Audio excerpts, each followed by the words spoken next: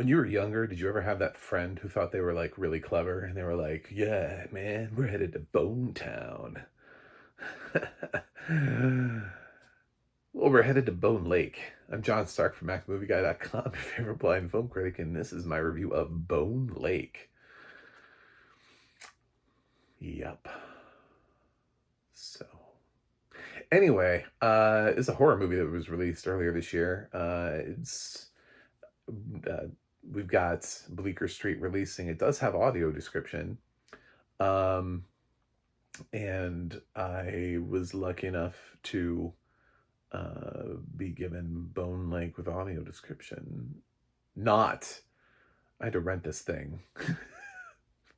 So this is one of those weird things where it's like in the middle of FYC season, I'm like, Bleecker Street is not going to send me Bone Lake for my consideration, but I still have categories where people are like, what are the best horror movies of the year? It's like, I don't know, because I'm not being sent shit like Black Phone 2 and Bone Lake, and nobody cares about these horror categories. So I'm just trying to round out my stuff here. I have my camera off. Not my camera, but my like light, because somebody commented and said they were cakes and Bibles. And they said to me, "Sir," they came to me with tears in their eyes, and they said, "Sir, the light is reflecting in your glasses. It's very distracting." To which I responded, "I will try." So I'm trying a few videos. I'm going to put them out there. Not that many. We're going to see what the response is. Is this better for you? Sighted people of America, of the world. I do actually get some world viewers in there, my YouTube statistics. So those of you who have been checking me out from Liechtenstein, let me know in the comments. Does this do it for you? Huh? Is it doing? Are we headed to Bone Lake? You know what I mean. Bone Lake audio description is frustrating because I've heard the narrator before, and he's one of those narrator's voices where I'm like, fuck, I know your name. God, it's not coming to me. He works a lot with Descriptive Video Works, but it doesn't mean that Descriptive Video Works does this. So no one's credited at the end of this. This is like this disturbing new trend where no one takes credit for anything. And they like quietly walk away. And I hate it because not only does it prevent me from being able to praise good audio description, but it also, like, I don't know who to complain to about things. Like, I don't know who to go and say, hey, um, that was not great. You know, like, I don't, and the problem is that they use narrators whose voices I recognize, and I will recognize, I will think of something that this dude narrated, and it's gonna drive me insane until I do. But, luckily for them, I was not, I didn't think that the audio description here was like a travesty unto man. It's fine. Bone Lake. It's a little bit of an indie horror movie. I mean, it's got actors and actresses I'm just not really familiar with. The premise is pretty simple. I didn't need the opening sequence, by the way. Note to Mercedes, the opening sequence does nothing for me except set up a film and let us know where we might be headed. But it's way more fun to watch everything else not knowing. Like, I wish you had had the chutzpah to show this movie in two forms, one without the opening sequence and one with. I think people would have preferred, I think you would have found out that people liked not knowing more than knowing. But we start with an opening kill sequence because it's a horror movie, and I guess we have to do that. We gotta play to the tropes. So we watch this couple like running through the woods, and they're being hunted by someone. Someone. So, you don't see who. It's okay. It's mysterious. This is not a spoiler. But yeah, it's an opening kill sequence. They die. It's not relevant. They're not important to the plot. We could have not had them in the film at all, and the movie would be better for it.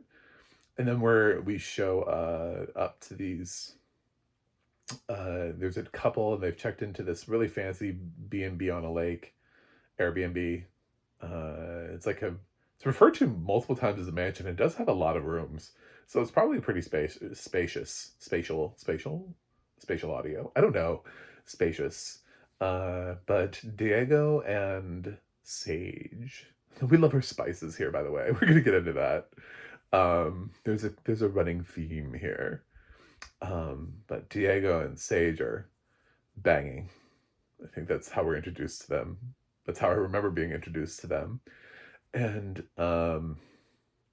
enjoying their time away in this cabin. And there's so much commentary. It's funny. I we often talk a lot about how there's actually a full documentary this year about directors, female directors, the female gaze, and all that kind of stuff, and how women are represented differently through film um, by women. I didn't pick up on that. Like, I think this is very close to being the exact same thing, but now I get it. Like, at first, I didn't know, right? That wasn't in on the know. I didn't check who the director was. So when I was watching the movie, I was like, this is a dude. This is obviously a dude because they're constantly just banging these chicks who just feel like they're there for like male gratification purposes. Like these are not really well-rounded female characters. But then they do have conversations a lot about like masturbation and female pleasure, which is odd for a horror movie, but there are plenty of those like hints at situation of like, are you being actually pleased by the situation? And even this opening sequence between Diego and Sage, you get the idea that Sage is not being pleasured. I'm sorry that you came here for this, but you did. This is my review of Bone Lake.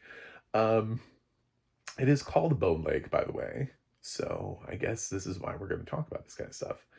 And afterward, it turns out the place has been rented to another couple at the same time. So they're coming in, they have their little like key fob swipe thing that allows them to get into the house. And we meet two new guys. That Will, he had a basic name. His name was not easy to remember because it was so like Dave, Mike. It's one of those things. It's just, I don't know. But her name is Cinnamon, which is either Sin. Get it? Sin. Anyway. So yeah, they're here too, and they seem like the more rambunctious couple.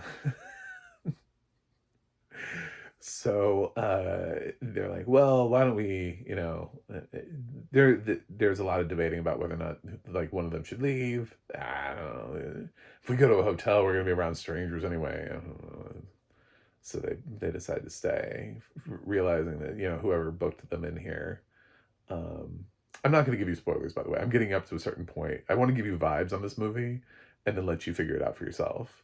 So basically, they end up staying. So these four people are staying in this house that has been left there, but the opening sequence lets you know that obviously something unnerving will be happening, and some stuff does start happening, and like there are some mysterious things about this house. There are certain doors that are locked, and things that are behind doors. What's behind door number one? Oh God. What's behind door number two? Oh no. Like, and you keep wondering like why people just don't leave. Like at a certain point, why people are just like, you know what? I'm out. Peace out. Bye. Like, is it really that important that you stay at this place? Like, for me, even this is before they ever reveal like the big, I see dead people moment, like the big twist, the big, what was I gonna say? Oh God, Soylent Green is made of what Soylent Green is made of. Before like one of those big moments hits you, I'm like, for me, I was like, yeah. After we unlocked the doors, I'd be gone. I'd be like, I'm out, bye. But now they're like, no, let's just lock them back. Stay. It'll be fun. Okay. So, I don't think these characters make, like, the best life choices, but, I did kinda like the movie. I did not hate this movie. It actually considering these are 4 actors that don't have quite the screen presence/resume behind them, I didn't mind any of them. The girls are kind of this is one of those things where I'm like, "Why is this a female-directed movie?" Because the girls are directed like they're, those typical sort of like, "Oh my god, I'm here. I have boobs. Do you notice my boob?" Like, it's just they're in this very sort of like, "We have failed the Bechdel test horribly." And, um, they're not nearly as interesting as their male counterparts for some reason, even though Sage is probably the lead of the movie. Uh Yeah, I mean, the fact that the most we know about her is that she wants to be a writer, but isn't because she edits Diego's stuff and, uh, like, masturbates for her own pleasure. Like, we know so little about these characters. Diego, we know a little bit more about, uh, through his job. He has an intentionality for coming here with Sage. Um, uh, he has more like hopes and dreams that he is able to talk about. Sage ends up kind of just being cagey about them.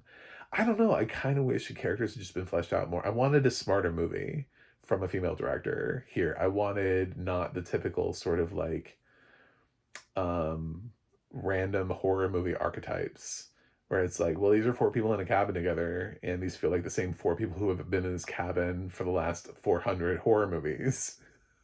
Like, interchangeable, since we started doing, slasher movies back in, like, the '70s. So, like, yeah, these 4 people have been trapped in this cabin, just being swapped out, by different actors and actresses, but it's the same 4 characters you've been seeing in every movie so far. So, in that regard, I kinda wish we had gotten a little bit more, offered, but I'm not mad at it. I liked it. It was solid. It would be more solid. There are twists and turns that could have been better. There's one really weird twist that I think people are gonna have a hard time getting on board with. But yeah, I don't think that in I it's not the plausibility of it, it's just the ick factor of it. I don't know how else to tell you that. It's not like some uh, this what was this God Stayed Elsewhere where